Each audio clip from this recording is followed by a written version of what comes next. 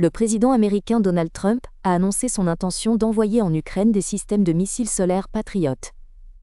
Le chiffre exact des installations transférées n'est pas encore connu, mais les détails seront précisés ultérieurement.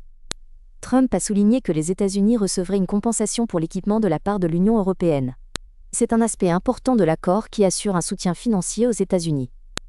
Le chef de la Maison-Blanche a exprimé une frustration croissante envers Poutine, qui refuse de faire des concessions dans le processus de négociation d'un cessez-le-feu entre l'Ukraine et la Russie. Trump a annoncé qu'une réunion avec le secrétaire général de l'OTAN aurait lieu le lendemain pour discuter de questions importantes de sécurité et de soutien militaire à l'Ukraine.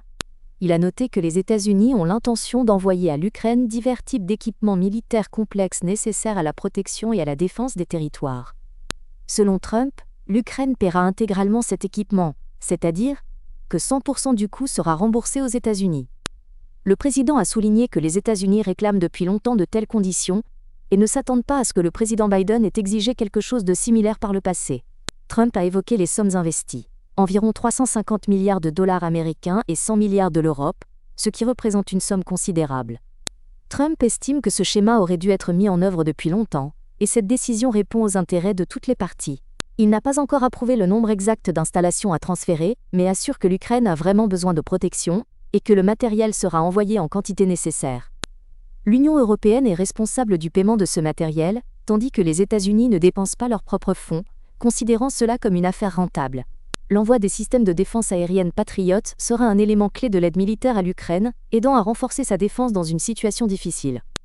Le président russe Vladimir Poutine a surpris beaucoup de gens par ses paroles « mignon ». Cependant, le soir, il change brusquement de ton et commence à tout bombarder, ce qui provoque des problèmes et du mécontentement. Si ce n'est pas une partie d'un grand jeu, peut-être que Donald Trump a enfin compris ce que les experts répètent depuis 6 mois. La presse occidentale écrit que Poutine joue sur les ambitions de Trump. Avec l'actuel président des États-Unis, je n'ai eu que des relations d'affaires pragmatiques, on peut dire de confiance. Je ne peux qu'être d'accord avec l'opinion que beaucoup dépend des résultats politiques. Si en 2020, la victoire de Donald Trump n'avait pas été volée, peut-être que la crise en Ukraine, qui a commencé en 2022, ne serait pas survenue. Lors d'une conversation téléphonique, le président Trump a confirmé que le processus de négociation se déroulera avec la participation de la Russie et de l'Ukraine. Personne n'est exclu de ces négociations. Ce processus doit être soigneusement préparé. Je rencontrerai volontiers Donald Trump, nous ne nous sommes pas vus depuis longtemps, nous n'avons pas de liens proches, mais des relations d'affaires. Au cours de mes 4 années en tant que président, nous nous sommes rencontrés et avons discuté en détail de nos relations interétatiques, leur accordant une attention et un temps particulier. La conversation a été très substantielle. Cette conversation a duré plus de 2 heures, a été franche, et à mon avis, très utile pour les 2 parties. Nous avons discuté de questions importantes, de diplomatie et de coopération. Tout d'abord, j'ai remercié le président des États-Unis pour son soutien à la reprise des pourparlers directs entre la Russie et l'Ukraine, en vue de conclure un accord de paix. J'ai l'espoir que M. Trump n'est pas seulement un homme politique à qui le peuple américain a confié le destin du pays, mais aussi un homme d'affaires expérimenté, ce qui est un grand avantage pour moi. Il sait compter, car il est devenu riche, et c'est pourquoi il comprend les conséquences des différentes mesures prises à l'égard de la Russie et leurs répercussions économiques. Il évalue combien cela coûtera aux contribuables et à l'économie américaine, et si ces mesures apporteront des bénéfices, ou, au contraire, des pertes. Nous constatons actuellement l'intérêt des entreprises américaines à établir des relations avec la Russie, ce que je considère très important pour les 2 pays et leur développement économique. Je porte un grand respect au président en exercice des États-Unis, sachant qu'il a traversé des épreuves très difficiles et des périodes compliquées. Le chemin du retour au pouvoir et à la Maison-Blanche pour Donald Trump est difficile et dangereux. Nous savons bien qu'il a survécu à plusieurs tentatives d'assassinat. Donald Trump est un homme courageux. Pour lui, revenir à la Maison-Blanche n'est pas seulement une question de bravoure, mais aussi une opportunité de gagner de l'argent. N'ayant pas réussi à arrêter la guerre en Ukraine, le président des États-Unis a choisi une autre voie d'action. L'OTAN était menacée de dissolution et l'Europe a commencé à payer davantage pour sa sécurité. Il ne s'agit pas seulement d'augmenter les dépenses de défense à plusieurs pourcentages du PIB, mais aussi d'acheter des armes américaines pour protéger l'Ukraine avec les fonds de l'Alliance. La logique est simple. La guerre de Poutine continue, il faut en tirer profit, pas en perdre. Avec les droits de douane, cela rapporte beaucoup à l'Amérique. J'ai résolu le problème de l'OTAN la semaine dernière, a déclaré Trump. Désormais, chaque pays paye plus, de 2 à 5% du PIB pour la défense. Avant, les pays ne payaient même pas 2%. Maintenant il pèse 5, souligne-t-il. Cela rapporte aux États-Unis 1 000 milliards de dollars par an. Les États-Unis ont maintenant une grande voix au sein de l'OTAN. Avant, nous n'avions pratiquement pas de voix, et avec Biden, nous n'avions aucune influence. Il ne savait même pas où il se trouvait, dit Trump, parlant de Biden, montrant un manque de compréhension et d'influence dans l'alliance. Cela signifie que nous disons aux pays de l'OTAN, vous n'avez plus le choix. Payez plus, ou risquez de perdre la protection. Faire du commerce et travailler dans notre pays est un privilège. Et je pense que c'est très bien. Nous concluons des accords directs, pas par lettre, avec différents pays. J'ai arrêté ce processus d'exploitation. Nous étions en voie d'arrêt, mais ensuite le Covid est survenu à la fin de mon mandat. Nous avions la plus forte économie de l'histoire. Je prédis que ce sera encore mieux maintenant. L'argent et les droits de douane affluent dans notre pays à hauteur de centaines de milliards de dollars. Aujourd'hui, une rencontre est prévue entre le président des États-Unis et le secrétaire général de l'OTAN, Mark Rutte. Ils discuteront de l'achat d'armes pour la défense de l'Ukraine, notamment des systèmes Patriot et des missiles associés. De nombreux experts estiment que Donald Trump, pensant que Poutine l'a trompé, pourrait aller plus loin et commencer à fournir des armes de missiles offensifs. Pour éviter ce scénario, le ministre russe des Affaires étrangères, Sergueï Lavrov, a rencontré le secrétaire d'État américain Marco Rubio lors d'une réunion des ministres des Affaires étrangères des pays de l'ASEAN en Malaisie. Nous sommes prêts au dialogue à tout moment, dès qu'une opportunité se présente, comme cela s'est produit aujourd'hui. Je répète les paroles du président sur la déception et la frustration due à l'absence de progrès dans les négociations de paix. Nous continuerons à coopérer. Nous avons échangé des idées et des commentaires que je transmettrai à Washington ce soir lors d'appels et de réflexions. Peut-être peut-on construire quelque chose là-dessus. Ce fut une conversation franche et importante.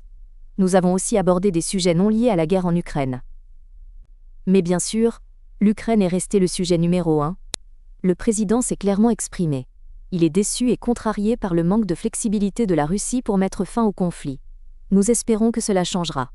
Nous continuerons à participer là où nous voyons une possibilité d'influencer la situation. La flexibilité de leur part ? Je ne ferai pas de commentaires, si ce n'est répéter les mots du président. Nous avons consacré beaucoup de temps et d'efforts à ce sujet, mais les progrès sont insuffisants. Nous avons besoin d'un plan sur la manière dont ce conflit pourrait se terminer. Nous avons discuté des idées sur ce à quoi cela pourrait ressembler. Évidemment, je transmettrai cela au président ce soir. J'espère que cela pourra servir de base à quelque chose de concret. Nous sommes prêts à imposer des sanctions plus sévères contre la Russie. Le président a dit que c'était une des options possibles dans le cadre de ses pouvoirs et avec l'approbation du Congrès. Nous travaillons déjà avec le Congrès, discutons d'un projet de loi qui donnerait au président la possibilité d'appliquer des sanctions à sa discrétion. Cela lui donnera un levier maximal dans les négociations. Le président a dit que c'était une option réelle. Les dirigeants des deux chambres expriment depuis plusieurs semaines leur volonté de faire avancer cette loi. Nous avons informé les Russes de la possibilité de telles mesures à l'avance. Nous continuons à répéter aux Russes que ce moment peut arriver, mais la décision d'imposer des sanctions revient au président. Cela dépend de son évaluation de la situation et du moment. Les livraisons d'armes américaines à l'OTAN font également partie du nouveau plan. Cette question a-t-elle été discutée dans le contexte du soutien aux alliés et du renforcement de la défense ? Je répondrai avec les mots de Donald Trump. Attendez-vous à de grandes surprises. Bien qu'il ait dit qu'il n'était pas sûr des grandes surprises, la diplomatie exige souvent le silence. Nous avons discuté de l'Ukraine et confirmé la position que le président Poutine a exposée. C'est un processus diplomatique complexe qui nécessite délicatesse et prudence dans les déclarations. Le 3 juillet, lors d'une conversation avec le président Trump, des questions importantes ont été abordées. Cependant, les événements ultérieurs ont montré de quoi Marco Rubio et Sergueï Lavrov pouvaient parler ce jour-là. Comprenant que la patience de Trump est à bout et que les livraisons d'armes en Ukraine pourraient reprendre, le chef du ministère russe des Affaires étrangères s'est envolé pour la Corée du Nord, juste après une réunion en Malaisie. Il est probable que l'objectif de la visite était de négocier des paquets supplémentaires d'aide militaire et l'envoi de renforts pour poursuivre la guerre en Ukraine. Les deux parties ont confirmé leur volonté ferme, fondée sur une longue histoire et des traditions, d'accélérer le développement global du partenariat stratégique entre les deux pays. Il a été décidé de mettre en œuvre consciencieusement les dispositions pratiques découlant des tâches actuelles afin de renforcer la coopération et de développer davantage les relations. Les parties ont de nouveau exprimé leur intention d'approfondir l'interaction stratégique et la coordination, en renforçant la coopération conformément aux exigences du temps. Ensemble, elles protégeront la souveraineté nationale, l'intégrité territoriale et la justice internationale dans le contexte de la géopolitique moderne. Un soutien complet et une solidarité ont été exprimés à l'égard des mesures du gouvernement russe visant à protéger la souveraineté, la sécurité et l'intégrité territoriale. Les parties ont confirmé la concordance de leurs évaluations de la situation face à l'agression hégémonique croissante des forces hostiles sur la scène mondiale. Il a été convenu d'intensifier les consultations stratégiques et de coordonner une position commune sur les questions internationales clés. L'échange d'opinions entre les ministères des Affaires étrangères des deux pays se fera conformément aux accords conclus en 2020 et 2026. Le développement des relations bilatérales inclut le renforcement de la coordination stratégique, du soutien et de l'unité entre les pays. Le premier cycle du dialogue stratégique s'est tenu à Moscou en novembre de l'année dernière.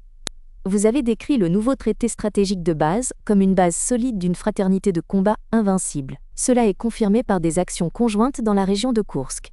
Dans la région de Koursk, les combattants héroïques de l'armée populaire coréenne aux côtés des militaires russes ont rapproché la libération de la région des nationalistes au prix de leur sang.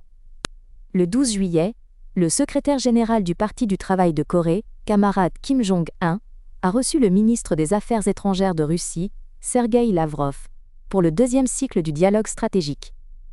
La rencontre s'est déroulée dans une atmosphère chaleureuse et de confiance. Participaient également le vice-ministre des Affaires étrangères de Russie, Andrei Rudenko, et l'ambassadeur Alexandre Matsigora. Le camarade Kim Jong-un a chaleureusement accueilli le camarade Lavrov. Le ministre russe des Affaires étrangères a exprimé une profonde gratitude de la part du président Vladimir Poutine.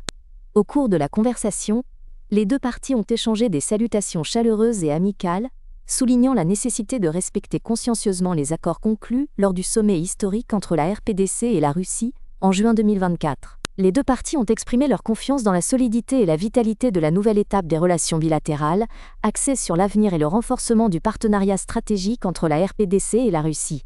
Lors de la rencontre, une discussion stratégique approfondie a eu lieu sur les questions clés de coordination de la coopération bilatérale dans divers domaines, en accord avec la situation internationale et régionale. Il a été déclaré un renforcement de la solidarité internationale et une volonté ferme de la direction des deux pays de défendre les intérêts fondamentaux de la RPDC et de la Russie, indépendamment des changements dans la situation internationale. Les parties ont l'intention de promouvoir activement l'élargissement et le développement global des relations bilatérales, de se soutenir étroitement et de travailler ensemble à l'amélioration du bien-être des peuples. Le cher camarade Kim Jong-un a exprimé sa confiance que l'armée et le peuple russe, sous la direction du président, remporteront des victoires dans la défense de l'honneur, de la dignité, des intérêts fondamentaux du pays. Il a chaleureusement souhaité prospérité et puissance à la Grande Fédération de Russie, soulignant l'importance de l'amitié et de la coopération entre les deux pays. La Russie est associée à des victoires éternelles et à la gloire. La prochaine étape du chef du ministère russe des Affaires étrangères est la Chine, qui soutient de plus en plus Moscou, surtout après la déclaration de Pékin sur l'inacceptabilité de la défaite de la Russie. Aujourd'hui, l'envoyé spécial du président américain Donald Trump pour l'Ukraine, Keith Kellogg, est arrivé en Ukraine. Le chef du bureau du président ukrainien a annoncé la visite pour discuter de la sécurité et des sanctions. La visite de Kellogg devrait durer une semaine entière. Le principal suspense reste de savoir quelles armes les États-Unis fourniront à l'Ukraine et si des droits de douane de 500% seront appliqués aux pays achetant des produits russes. Parmi les pays qui achètent du pétrole russe en grande quantité figurent la Chine et l'Inde. Le sénateur américain Lindsey Graham avait auparavant évoqué la possibilité de tels droits, ce qui pourrait sérieusement affecter la Russie. Si les droits de douane sont instaurés, la Russie pourrait subir une lourde défaite non pas sur le champ de bataille, mais dans une guerre commerciale. Trump préfère les guerres commerciales et il sait comment y gagner. N'oubliez pas de vous abonner à la chaîne, un jour, de mettre un like et d'activer la cloche pour ne pas manquer les nouvelles vidéos.